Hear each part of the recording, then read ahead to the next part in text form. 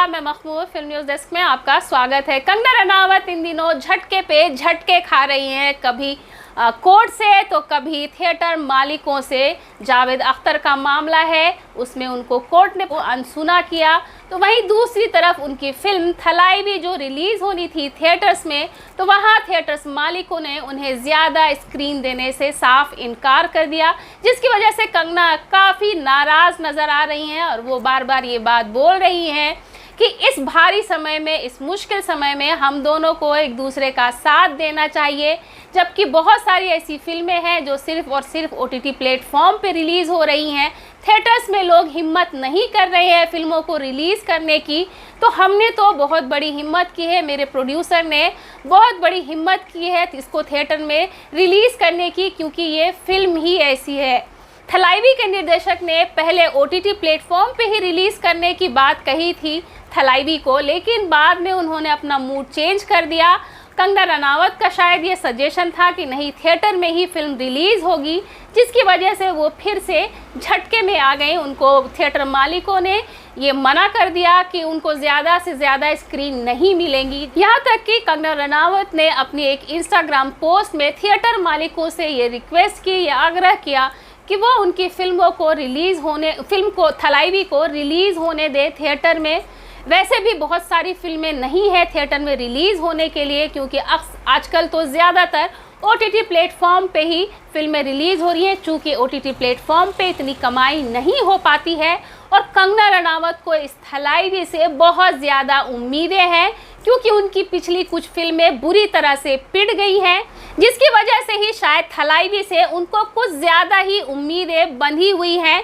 और चूंकि थिएटर मालिक इसको ज़्यादा स्क्रीन नहीं दे रहे हैं थलाइवी को, तो कंगना रनावत को कहीं ना कहीं ऐसा लग रहा है कि मेकर्स पे इस पे बहुत बड़ा असर पड़ेगा, ज़्यादा पैसे फिल्म नहीं कमा पाएगी। तो जाहिर सी बात है कि उनको भी कहीं ना कहीं इससे नुकसान होगा ही। हमारी में बहुत सारे बिजनेसेस बहुत बुरी तरह से ग्रस्त हुए हैं, जिनमें से सिनेमा का जो बिजनेस है, थिएटर बिजनेस बहुत बुरी तरह से ठप हुआ है। लेकिन वही कुछ स्ट्रीमिंग प्लेटफॉर्म, डिजिटल प्लेटफॉर्म जो है, उन्होंने बहुत ज़्यादा तरक्की भी की है। हमारी फिल्म थलाइवी, जो आज तक फिल्म हिस्ट्री में एक फीमेल सेंट्रिक फिल्म, सबसे बड़े बजट की फिल्म है, जो 90 करोड़ की लागत से बनाई गई है, हमारे लिए बहुत ही बड़ी समस्या थी। मेरे जो प्रोड्यूसर हैं श्री विष्णु इंदुरी जी, शैलेश सिंह जी, उन्होंने ये एक डिसाइसिव डिसीजन लिया कि जिन थिएटर्स ने, we are theatre made people, जिन थिएटर्स ने हमें बनाया है, जो लाखों का घर बार चलाते हैं, हमें उनको सपोर्ट करना है। उन्होंने बहुत सारे डिजिटल एक्सक्लूसिव स्ट्रीमिंग के ऑफर्स जो है वो भी ठुकराए, लेकिन हमें ये पता नहीं था कि हमें थिएटर्स का ही सपोर्ट नहीं मिलेगा इस चीज़ पे। तो हिंदी में जो है हमारी फिल्म की लागत वसूल करने के लिए, जो कि हमने की है by the grace of God, और इतने ज़्यादा प्लेटफॉर्म्स हैं अभी कंटेंट मेकर्स के लिए, it's a very good thing for us. लेकिन 2 वीक्स का विंडो मिला है हमें, जो कि थिएटर्स एक्सेप्ट नहीं करता है। थिएटर्स के कॉन्ट्रैक्ट के मुताबिक मिनिमम 4 वीक्स का विंडो होना चाहिए। हिंदी में तो हम समझ सकते हैं कि उनके पास कोई तो बहाना है, लेकिन साउथ इंडियन फिल्म इंडस्ट्री में हमारी फिल्म 3 लैंग्वेजेस में बनी है, हमने 4 वीक्स का विंडो रखा है, लेकिन वहाँ भी हमारी फिल्म मल्टीप्लेक्सेस रिलीज नहीं कर रहे हैं। इनफैक्ट वो कह रहे हैं, कुछ बड़े बड़े स्टूडियोज के नाम ले रहे हैं, यशराज के साथ हमारा कॉन्ट्रैक्ट है, हम ये अलाउ नहीं करेंगे, वो अलाउ नहीं करेंगे। मैं उनसे एक ये बात पूछना चाहती हूँ कि आज वो कुछ 1-2 स्टूडियोज के बहकावे में आके इंडिविजुअल प्रोड्यूसर्स को खत्म कर रहे हैं। कल को अगर वही थिएटर्स में लोगों का नहीं आने से शोज कैंसिल करते हैं, तो क्या फिर भी उनके कॉन्ट्रैक्ट्स अप्लाई होंगे? क्या ये जो स्टूडियोज हैं उनको बॉयकॉट नहीं करेंगे? तो आई थिंक गैंगिज्म और ग्रुपिज्म से निकल के जो थिएटर मल्टीप्लेक्सेस के ओनर्स हैं, उनको मल्टीप्लेक्सेस में लोगों को लाने की बात सोचनी चाहिए। ये फिल्म दरअसल जयललिता की जिंदगी पे बनी हुई फिल्म है, तो इसलिए ऐसा लगता है कंगना रनावत को कि शायद बहुत लोग आएंगे इस फिल्म को देखने के लिए अगर थिएटर में फिल्म रिलीज़ होगी।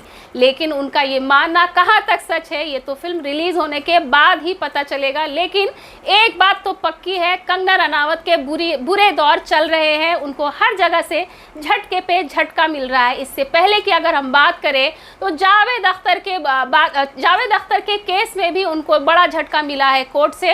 पिछले साल 2020 में जावेद अख्तर ने कंगना रनावत पे मानहानि का केस ठोका था।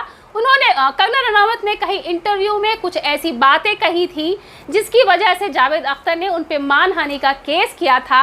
कंगना रनावत ने जो जावेद अख्तर पे आरोप लगाए हैं उससे उनकी छवि धूमिल होगी, ख़राब होगी और लोगों में गलत संदेश जाएगा जावेद अख्तर के खिलाफ। कंगना रनावत ने अंधेरी के मेट्रोपॉलिटन कोर्ट में जाकर के ये अर्जी डाली कि उनके केस को खारिज कर दिया जाए, लेकिन कोर्ट ने ऐसा नहीं किया। जो इतना ही नहीं, कोर्ट और थिएटर मालिकों ने तो इनको झटका दिया ही, उसके साथ साथ इंस्टाग्राम ने भी इनको झटका दिया है और इनके साथ बेवफाई की है।